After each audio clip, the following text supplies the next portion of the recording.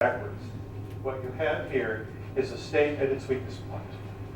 But in the case of Egypt and Mesopotamia, the state doesn't exist yet. It's being founded. This has to begin somewhere.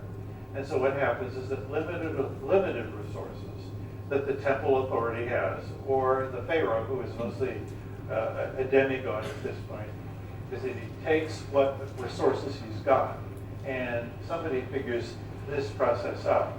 But we actually know the name of the guy who did it, and he's called the vizier, Imhotep, that's his name. And he's, the Egyptians, like everything else, deified him.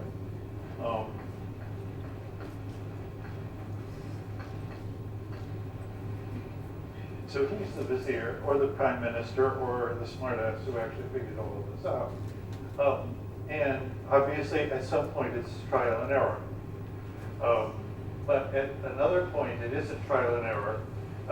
Somebody figures out what it takes to get one of these, and then generalizes the process. Now, keep in mind that the second step, figuring out that you want more and not less people dependent upon you, is what we would call an act of genius, because it's completely counterintuitive.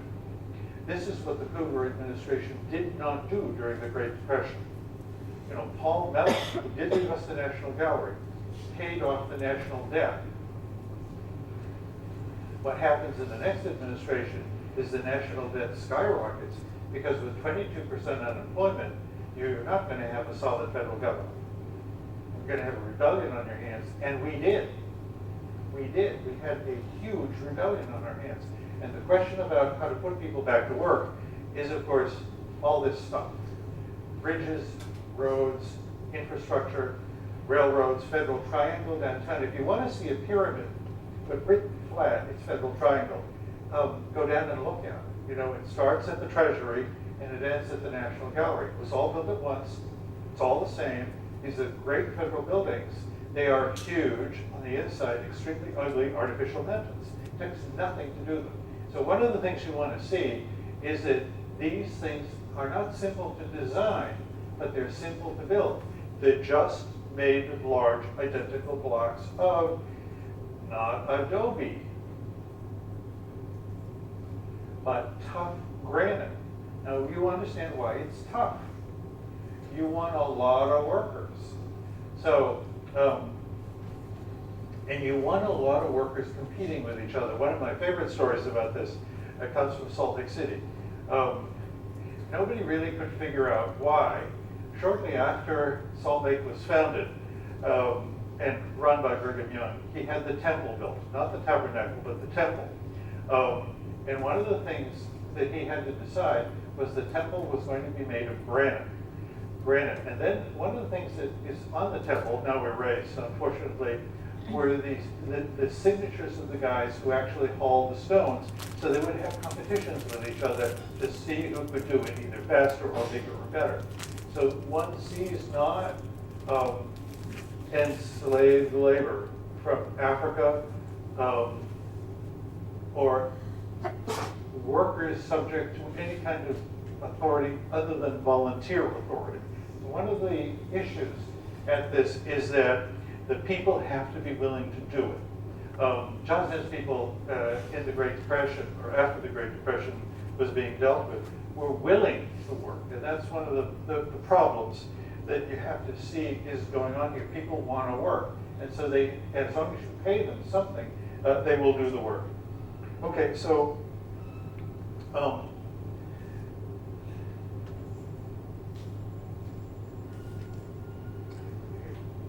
a system of supply and distribution. That's the phrase you want to get in your notes. A system of supply, trading, manufacturing, and distribution. Markets, exchange rates, weights and measures, ways of adjudicating disputes. Now the sixth point, and this is close to the end, monumental building creates the prosperity of the state. Monumental building creates the prosperity of the state. It doesn't take money, it creates money. Obviously it does take some money, but you don't want to think of it as a huge cost.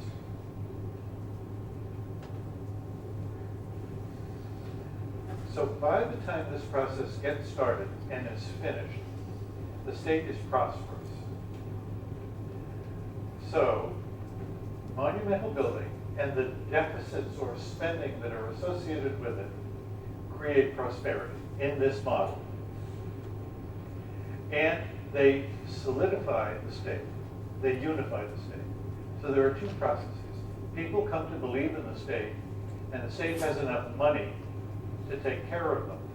And beyond all that, there's a more solid economy.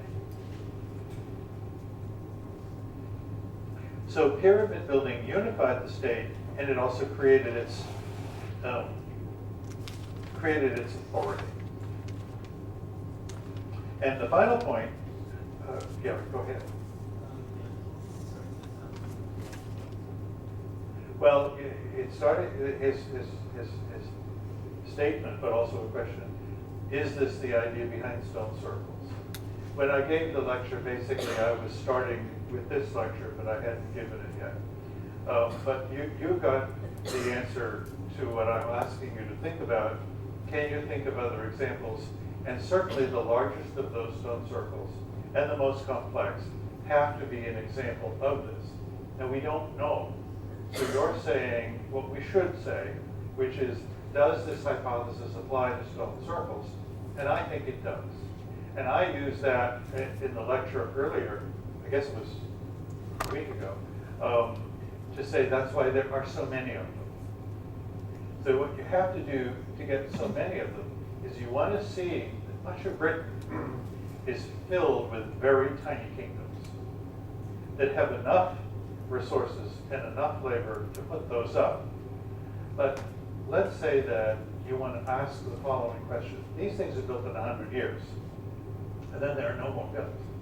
But the stone circles are built in two vast cycles, each many, many hundreds of years. So if these stone circles are built over a very long period of time, does that nullify the hunch that they might be? So what you'd have to, and examples of this hypothesis, so what you'd have to know at Stonehenge is how quickly was it done? We know Stonehenge is the second or the third phase. We know that work took a huge amount of labor. But what I would suggest in addition to the stones is all that earthwork. Those huge excavated roadways. That takes a huge amount of unskilled labor at the same time, but it all has to be designed and carried out. And how is it paid for? What happens to the individuals? Now, something I didn't explain to you, I will right now though. The only thing I don't like about that film, aside from the faded color, is the Scots accent.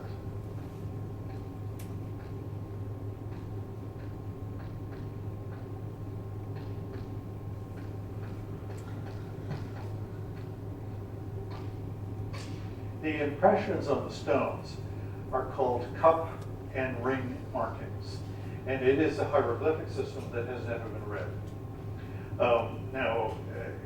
Tom suggests that if we could read it, we'd know a whole lot more, and we probably would. But anyway, that's a really good suggestion, and I sort of invite you to think of other illustrations as I wind up this.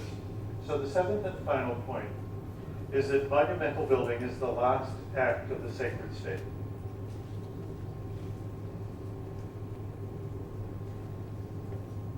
So prosperity is a consequence.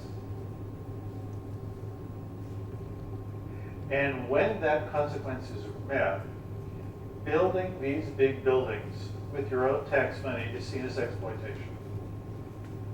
So they stop, not only because they aren't needed, but because the process of harnessing all that labor does involve a certain amount of sacrifice, does involve a certain amount of taxation, and is seen as exploitation.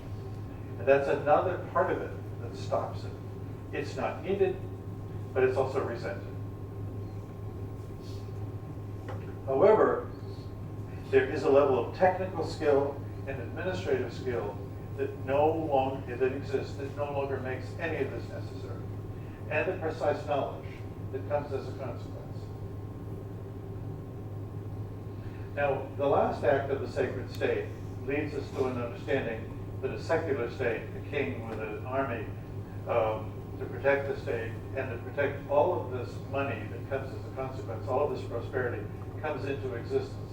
But you also want to see this as the bankruptcy of theocracy. People don't believe in this stuff anymore. And they don't believe in it because they can't touch it. And they don't believe in it because they come from so far away, they have other deities. Okay? So one of the things you will see, especially in the Near East, is that by the time we come to 1500 BC, which is really less than 1,000 years later, we have the creation, the revelation, the invention of a monotheistic religion, the first of several, where the deity doesn't live on earth. And in fact, you can't even imagine the deity because it is so abstract. That solves the problem of believing in a deity that doesn't live in one place or is not in the temple to be killed or taken hostage when the king of the community is conquered. So under these circumstances, you can also begin to see how the notion of a monotheistic religion with a very abstract deity that is not to be found on earth in any concrete form arrives. Okay, so now you've got the whole of the model, and I want to stop talking for just a second. Have you made sure you've got the parts? Have you got the parts of this thing? Just ask yourself. Do you have any questions about it? Okay. Go ahead. I can't hear you. Part number 3. I think I would have these memorized by now. The conscious drafting of ever larger numbers of workers. So it's deliberate drafting.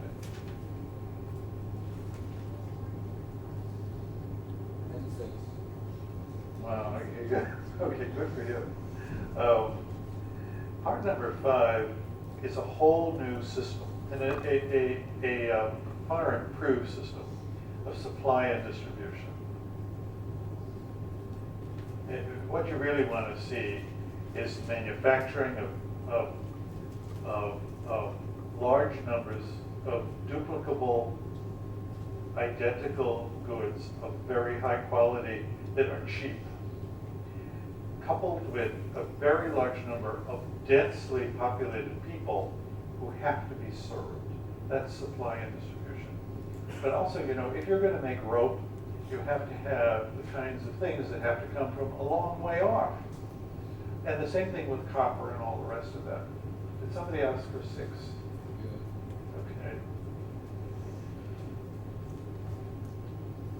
6 is in some ways the most important. Monumental building creates prosperity, and that creates the state. The negative is far more interesting. You don't have to be rich and prosperous to do this. Wealth and prosperity follow the investment. That invites you to see that poverty-stricken states do this. States that are in deep trouble do it. States without enough money. States whose authority is being challenged. So now that I've got you ready, give me some examples. Mormon Church. The Mormon Church, the temples. Well, I just gave that to you, yes. But you're saying all the temples, Right, or right. all the 19th century temples in the provinces. Right. Yeah. The Great Wall of China. Think of what's inside it. Think of how primitive it is. Think also about the fact that the wall was built in fragments, and the first empire unified the fragments and created the whole thing. So it is a way, not to keep anything out, but to keep a lot